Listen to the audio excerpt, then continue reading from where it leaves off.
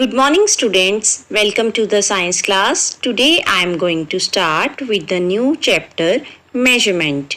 Learning objectives. The main objectives of this chapter are to know the difference between estimation and measurement, to know how length, time, capacity, mass, and temperature are measured, to know the standard unit of measurement. Before going to start, I will show you a big picture of this chapter. In this chapter, we are going to read about the importance of measurement, measurement of length, time, capacity, mass, and temperature. Students, I will discuss the terms of this chapter, that are measurement, length, capacity, mass, temperature, and thermometer. While we go through the chapter, we will discuss all these terms turn by turn.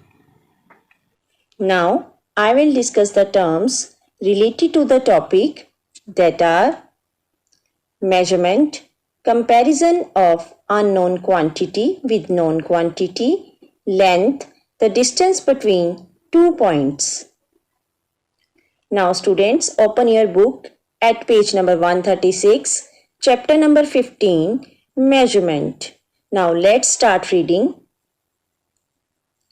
While cooking food, your mother puts every ingredient very carefully in a certain amount.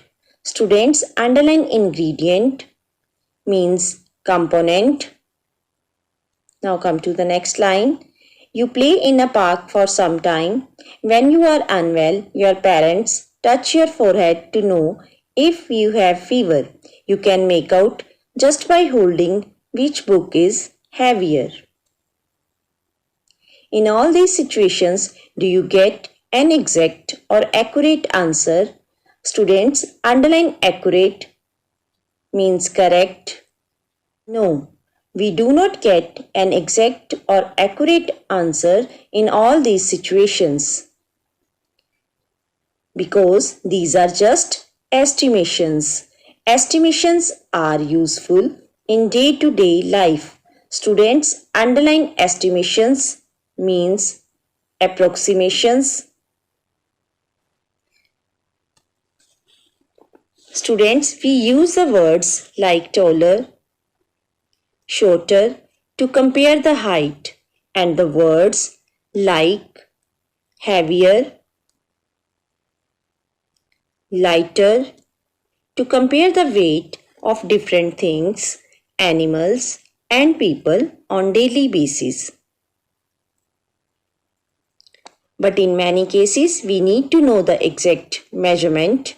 Underline measurement means calculation.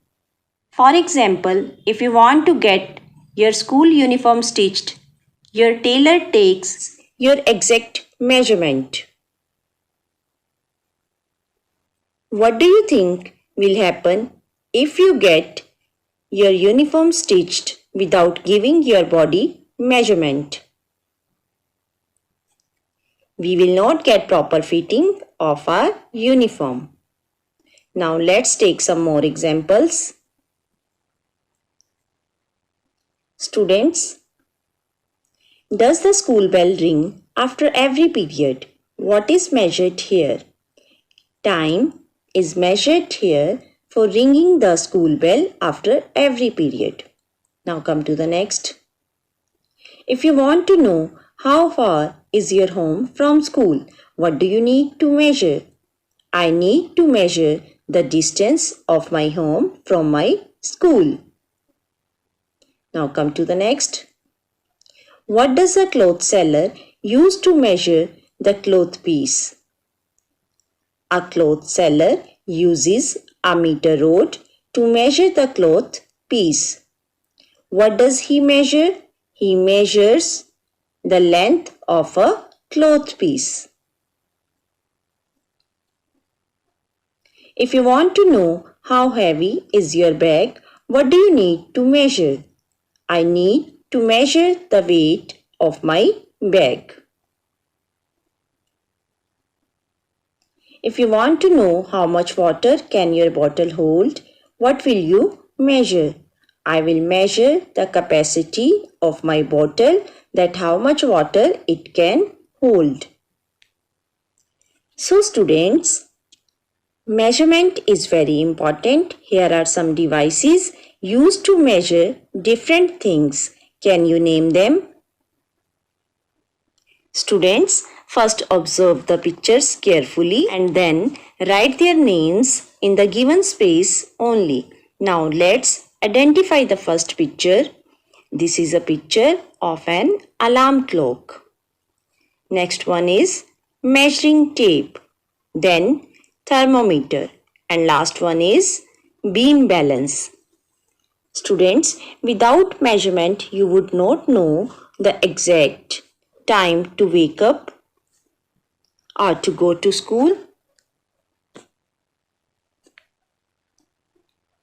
how hot or cold something is, what your height or weight is, how much water you carry in your bottle. Now come to the next page. We need to measure several things daily. Life is easier when we know how to measure things. Students, underline several means a number of. Students, sometime your mother tells you to bring 1 kilogram onions and 1 liter bottle of juice from the market, and you bring these things according to their weight and capacity. We can make our life more easy if we know how to measure things and which tools are used for them. Now come to the next topic, that is measurement of length. Length tells us how long an object is. Students, underline this line. And do you know what do we need to measure the objects in meters? We need measuring tape and meter scale to measure the objects in meters, and we use scale to measure the length of different objects in centimeters. For example, length of a pencil, pencil box, school diary and drawing book, etc. Now read the next lines. Long ago, people used different methods to measure lengths. They used their hands, arms and feet to measure length. Students, underline this line. But these body parts did not give accurate measurements. Students, do you know what did people use to measure the length of different objects in olden times? People used their body parts like handspan, footspan and cubit to measure the length of different objects. Now students, there is an activity in which you have to measure the length of a table by using different handspans. Now see this picture. The size of handspan of different people is same or not? No, it is not same because the size of handspan, footspan and cubit vary from person to person. That's why the handspan, footspan and cubit are the known standard units of measurement. Come to the next page. We need standard units for measuring length. Now, here is one question arised. What is the standard unit of length? Meter is the standard unit of length. Students, underline this line. We use centimeter to measure short lengths, meter to measure long lengths. Some tools used for measuring length are as follows: ruler, meter rod and measuring tape. Students, underline these lines and tools name. Students, this I have already discussed with you. So my first question is, what do you understand by length? The distance between 2 points is called length. What are the various units in which length can be measured? Kilometer, meter and centimeter are the various units in which length can be measured.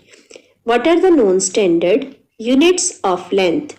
Handspan, footspan and cubit are the known standard units of length. Students, I hope that you all have understood the topic which I have discussed with you. Tomorrow I will continue the next topic, and your homework is to learn terms and question answers related to the discussed topic. Thank you.